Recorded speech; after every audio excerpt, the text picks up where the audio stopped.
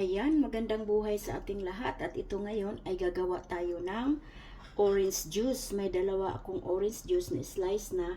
Ihahalo lang natin yung orange juice dito sa nagawa na natin na carrot at beetroot juice. Nakita naman ninyo to kung paano ko siya ginawa. At ito nga, papakita ko sa inyo. Ito na yung poro. Pero gagawan ko siya ng kunting twist. O, diba? Yan. Parang dugo. Diba? Parang dugo na. Ibalik natin siya kasi ihahalo ko siya mamaya dito sa orange juice. Kaya, ayan.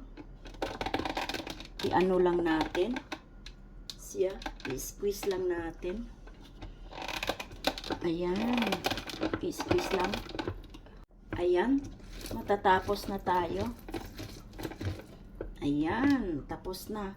Tapos na yung apat. O, diba, squeeze na squeeze talaga siya.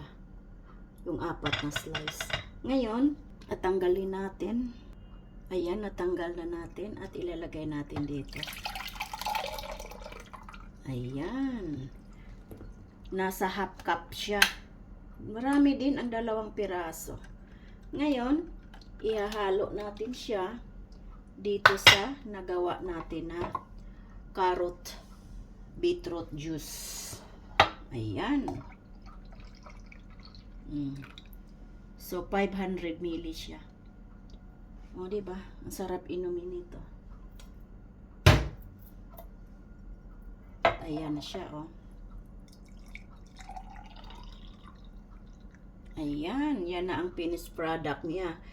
Ano pa rin siya, pula pa rin kasi ang tapang talaga ng ang tapang talaga ng beetroot.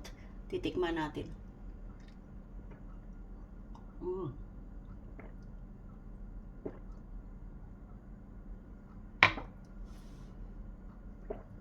Ang sarap. Kaya gayahin ninyo kung mayroon kayo nito mga 3 ingredients. Ang sarap to sa katawan natin. Healthy talaga.